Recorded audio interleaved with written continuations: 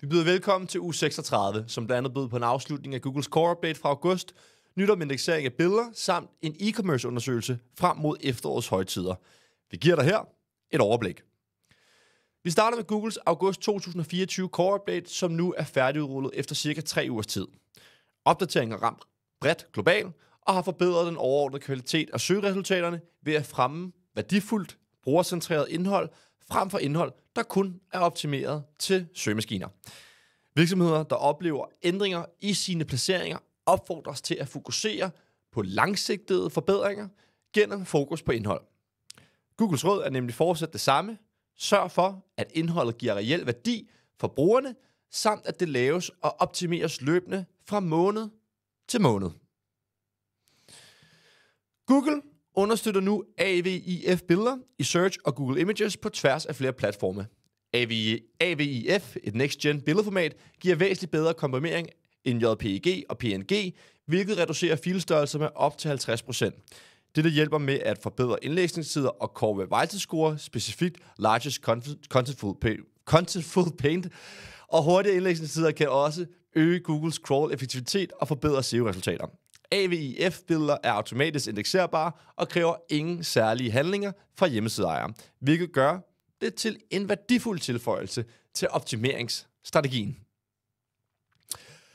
Googles nye Chrome AI History-funktion gør det muligt for brugere at søge i deres browserhistorik ved hjælp af Natural Language, hvilket gør det nemmere at genbesøge tidligere besøgte hjemmesider.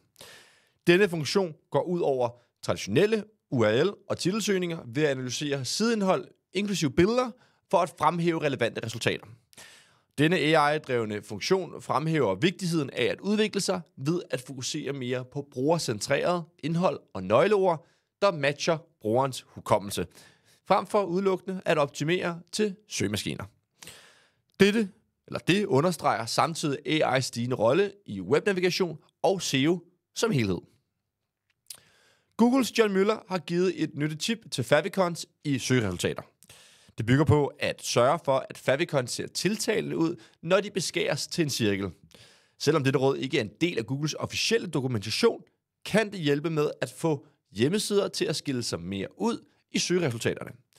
Iøjnefaldende favicons kan nemlig forbedre brandgenkendelse og potentielt tiltrække flere kliks, selvom de ikke direkte påvirker rangeringerne. Forslaget opfordrer virksomheder til at designe favicons, der ser visuelt tiltalende ud i cirkelform for bedre præsentation i søgeresultaterne.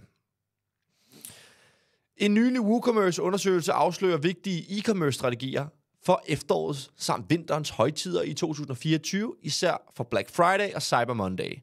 Undersøgelsen fremhæver, at 76% af handlende er afhængige af online-salg som deres primære indtægtskilde, og mange rapporterer, at op til 30% af deres årlige salg sker i løbet af højtiden.